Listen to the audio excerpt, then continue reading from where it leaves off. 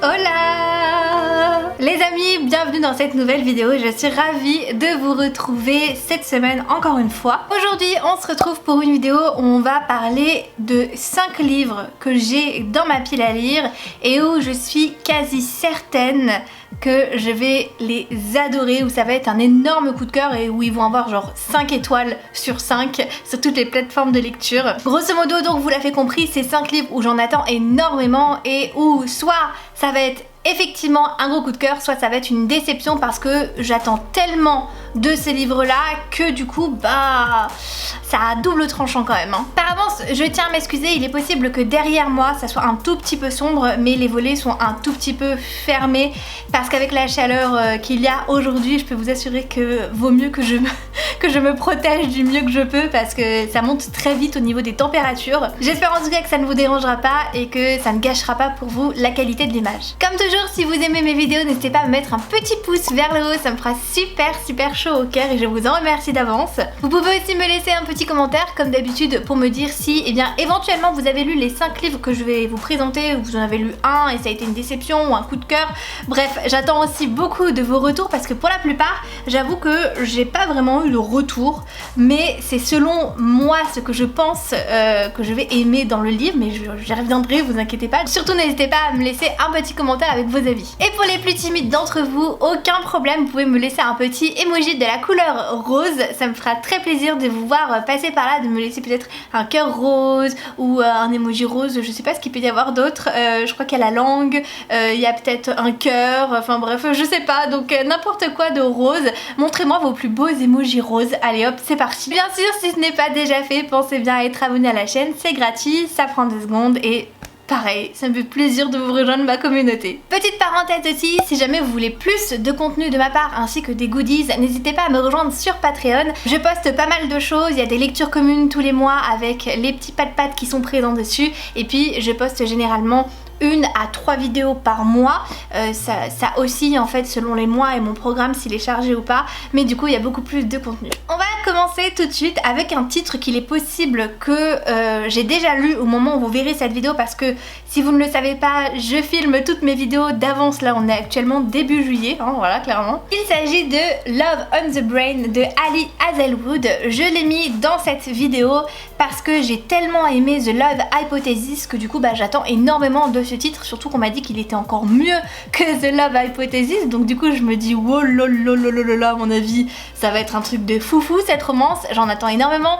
Je sais qu'il y a des petites références à Star Wars encore une fois parce que l'autrice est fan de cet univers, donc moi ça me touche particulièrement. Je vous l'ai déjà présenté dans ma pile à lire de cet été que je vous remets juste ici si jamais vous ne l'avez pas vu, mais du coup il s'agit d'un livre où c'est une romance contemporaine dans un milieu assez scientifique parce que ça se passe en fait à la NASA, où nous allons suivre 2 personnages. La première étant Bee, c'est notre héroïne, et en fait elle a toujours rêvé de travailler à la NASA, et maintenant qu'elle y travaille c'est vraiment un rêve qui se réalise, tout est absolument parfait, à tel point que la NASA d'ailleurs lui a proposé de travailler sur un projet qui lui incombe énormément, où elle est trop fière de bosser dessus, mais le truc qui est vraiment moins sympa, c'est qu'elle va devoir travailler avec Levi. Levi, c'est un garçon avec qui elle était en rivalité toutes ses années d'université, et vraiment elle ne peut pas le supporter. Tous les deux sont vraiment très opposés et ils étaient en constante rivalité, en adversité durant leurs études, donc de savoir qu'elle va devoir être forcée de travailler avec lui,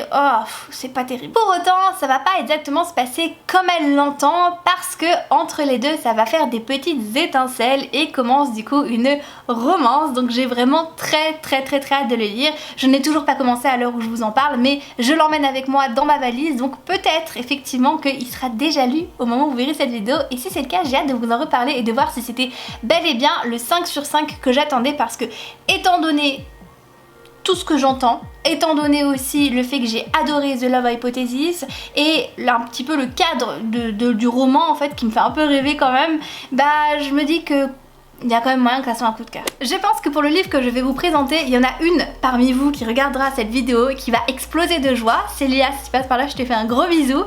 Il s'agit du coup du premier tome de la Guilde des Ombres de Anatrice.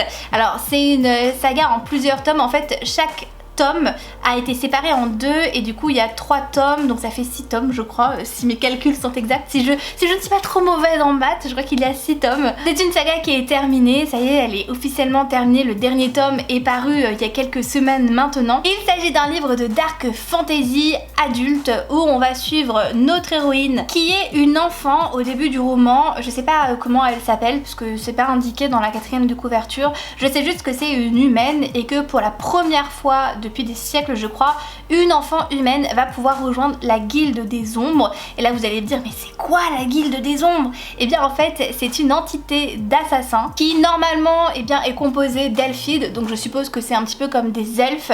Ils servent la déesse de la mort en fait et c'est un petit peu des mercenaires hein, j'ai l'impression. En gros on leur donne l'ordre de tuer des gens et je suppose que bah du coup ils s'y incombent vu que c'est des assassins. Et bien on va suivre l'aventure de cette jeune demoiselle qui du coup est enfant quand commence le livre et puis en fait on va la suivre au travers de toute la saga où elle va grandir, évoluer et se transformer du coup en femme accomplie, en assassineuse accomplie je pense. Ça me fait très envie. On l'a énormément comparé au titre Nevernight, Nevernight qui pour moi est une énorme saga coup de cœur que j'aime énormément. D'ailleurs je suis à 20 pages de terminer le 2e tome, il me restera un tome. Pour le coup ce livre là et même cette saga en entier je la commencerai une fois que j'aurai terminé Nevernight et que j'aurai un petit peu accepté la fin de cette saga. J'ai pas encore commencé le tome 3, normalement il devrait être lu de toute façon cette année ce tome 3 afin de clôturer la saga et je pense que juste après, quelques semaines après, je me pencherai sur celle-là qui a l'air de ressembler sans trop ressembler parce que j'ai l'impression qu'il y a quand même des créatures mythiques qu'il n'y a pas forcément aussi dans Nevernight, mais tout du moins le début me fait énormément penser à Nevernight, donc à voir ce que ça donne. J'ai vu aussi que des avis très positifs, très élogieux, rien que Célia qui m'a offert ce livre d'ailleurs m'a fait toute une lettre pour me dire à quel point cette saga était mieux que tout, mieux que ACOTAR même. Moi quand elle m'a dit ça, ça m'a vendu du rêve parce que vous savez à quel point je suis fan de ACOTAR. C'est The Saga pour moi qui est dans le premier, c'est-à-dire que dès que j'ai un coup de mou dans ma vie, je relis la saga en entier, donc voilà. Donc oui, j'attends énormément de cette saga, vraiment beaucoup. Un autre livre où je suis quasiment sûre que ça va être un coup de cœur, il s'agit du Lys de Feu, la prophétesse de Jacqueline Benson. C'est un livre qui est paru chez Rivka Édition. Là le dernier tome va normalement sortir d'ici la fin de l'année, il y a 4 tomes du coup, moi j'ai que le premier tome dans ma pile à lire. Et pourquoi je pense que ça va être un coup de cœur? Déjà, parlons un petit peu du résumé. Nous sommes à Londres dans l'hiver 1914 et Lily est dotée de certains pouvoirs un peu mystiques, c'est-à-dire qu'elle a des prémonitions, des visions qui se déclenchent quand elle touche des gens ou des objets. Et un jour, elle va avoir une prémonition concernant une de ses amies très proche qui est sur le point en fait du coup de mourir. Et pour contrecarrer cette prémonition, elle va aller trouver l'aide d'un baron qui est pas vraiment très bien vu par la société, il est assez solitaire, taciturne et lui-même dispose de pouvoirs assez extraordinaires. Je crois qu'il a aussi le pouvoir en fait de toucher le passé si j'ai bien compris, et ensemble ils vont faire équipe de base pour contrer cette prémonition si j'ai bien compris et sauver la vie de son ami, mais finalement en faisant ça ils vont être en plein milieu d'un complot qui touche Londres en fait et qui s'avère être bien plus grand que ce qu'ils n'y pensaient. Ça me fait envie parce que même s'il y a la thématique du temps et notamment, alors je sais pas si c'est vraiment le voyage dans le temps, je pense pas, mais il y a cette thématique voilà d'interférer dans le temps qui me met généralement assez mal à l'aise et où j'ai du mal. Là où ça me fait envie, c'est que on va vraiment être sur une enquête en fait dans ce Londres de 1914. C'est quelque chose qui me plaît beaucoup, vous allez le voir d'ailleurs dans un autre titre que je vais vous présenter après, et c'est le fait qu'il y a de la magie qui se mêle à ça. J'aurais pu aussi aisément citer dans le même genre que celui-là où je suis sûre d'aimer Lady Helen qui est sorti chez Gallimard. C'est un petit peu similaire si ce n'est qu'il n'y a pas cette espèce de temporalité avec voilà, les souvenirs, les prémonitions et tout, il n'y a pas cette faculté là. Mais ça a l'air assez ressemblant. Le fait que ça soit historique, ça me plaît aussi. J'aime les romans où on plonge dans un univers passé en fait. Ça me transpose totalement, j'aime énormément ça. Donc je pense que par rapport à ça, ça me plaît. Et comme je vous l'ai dit, le fait qu'on mélange un petit peu de magie et qu'il y ait visiblement, je pense, une romance entre les deux, alors que ça fait un peu du coup Grumpy Sunshine. Je sais pas, ça me plaît, à voir ce que ça donne, mais c'est vrai que de ce livre-là, j'en attends énormément. J'ai vu très peu d'avis sur ce livre, mais les peu d'avis que j'ai vus, honnêtement, c'est des gros coups de cœur. Donc forcément, moi quand je vois gros coups de cœur, etc., bah ça m'envoie du rêve. Déjà de base, je partais sur le principe de me dire que c'était un livre qui pourrait totalement me correspondre, mais quand je vois que le peu d'avis que j'ai vus, c'est des avis hyper élogieux, très positifs, où les gens attendent avec grande impatience d'ailleurs le dernier tome, je me dis il y a quand même de quoi faire, surtout que Vrivka honnêtement m'a quand même assez surprise par ses titres. J'ai découvert cette année Gods of Men, j'attendais pas énormément forcément de ce titre là et finalement le premier tome a été une sacrée lecture. Pas forcément un coup de cœur, mais une excellente lecture, je dois l'admettre. Le quatrième titre que je vais vous présenter, c'est un livre que je n'ai vu nulle part. Honnêtement, j'ai vu aucun avis sur ce livre-là. Il est sorti il y a quelques mois maintenant, et c'est vrai que je me suis pas forcément penchée sur les avis que j'aurais pu trouver. Je l'ai pas cherché sur internet et tout, mais du fait que j'ai vu aucun avis, je suis dans le gros point d'interrogation, mais le résumé me laisse penser que, encore une fois, ça pourrait être un énorme coup de cœur. Je parle du coup du Pays sans lune de Simon Jiménez. En fait, on va être dans un roman de science-fiction où la lune en fait est habitée par un peuple et où en fait toute l'aristocratie finalement vit sur cette lune avec bien évidemment cette nouvelle monarchie. On a un empereur même et on a les fils de l'empereur et ils ont de sacrés pouvoirs qu'ils arrivent en fait à détenir grâce à une créature mystique qui vit dans les sous-sols de leur palais impérial.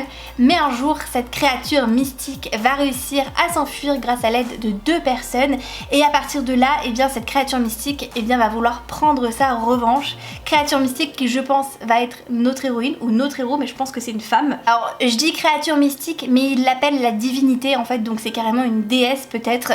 Donc je sais pas, ça me fait super envie. En fait, j'adore les histoires où on mêle la lune et où sur la lune il y a une espèce de monarchie, il y a un trône, il y a quelque chose et où il va y avoir un soulèvement contre ce régime et tout. Et là de me dire qu'il y a une déesse qui est mêlée à ça, voilà, ça a l'air quand même assez prometteur. Honnêtement, je ne sais pas si c'est un one shot, si c'est un premier tome, j'en ai aucune idée. J'ai très peu d'informations sur ce livre, si ce n'est ce résumé qui me fait vraiment très envie. J'aimerais beaucoup le lire d'ici la fin de l'année. Et là, c'est vrai que je suis dans l'expectative de vos commentaires. Si jamais vous l'avez lu ou si vous avez vu des avis dessus, n'hésitez pas à me les rapporter dans les commentaires parce que pour moi, rien qu'avec la 4e de couverture, on part sur un 5 étoiles. Donc, j'espère maintenant l'aimer autant que ce que la 4e de couverture me laisse entreapercevoir. Mais bon, on n'est jamais au bout de cette surprise, comme on dit. Le dernier livre que je vais vous présenter, où je suis aussi sûre que ça va être un 5 étoiles, du moins je l'espère étant donné pareil les avis très élogieux que j'ai vus. Il s'agit de Villa Emilia, le premier tome du coup de Elodie Federbe, qui est un livre auto-édité. Moi je l'ai dans sa version reliée parce que c'est Aurélie, donc livre-montaine, qui me l'a très offert. Elle a lu cette saga d'une traite il y a quelques semaines maintenant, peut-être même quelques mois, je me demande si c'est pas en mars qu'elle a lu ça d'une traite. Et du coup après j'étais assez sceptique franchement parce que j'ai cru comprendre, enfin moi j'avais cru comprendre que c'était une dark romance. En gros c'était un tueur un peu psychopathe qui va tuer un jour toute une famille et va laisser en vie juste une enfant qui est Emilia du coup.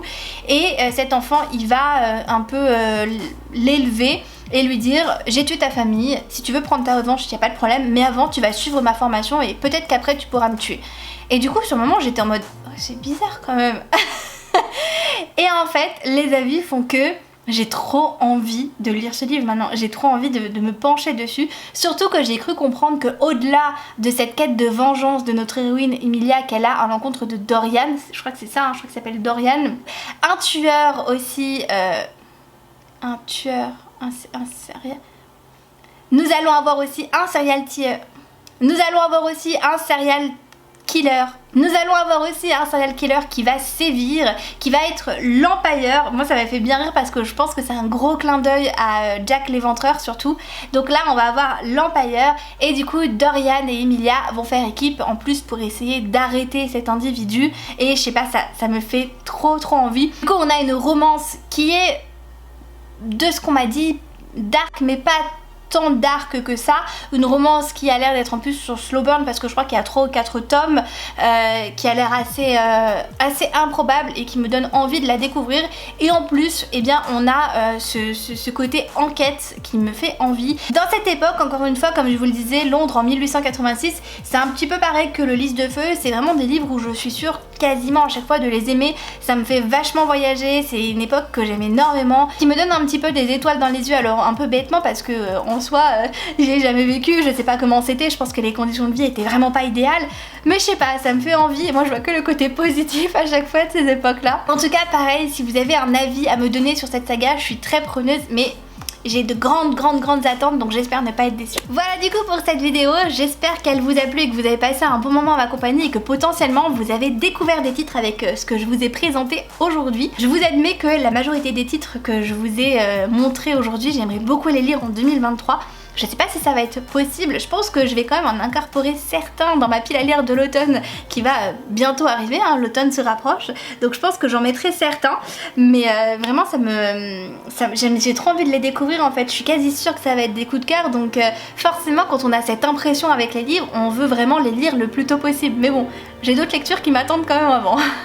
Encore une fois, je vous remercie, je vous fais de très gros bisous et je vous souhaite d'excellentes lectures. Ciao ciao.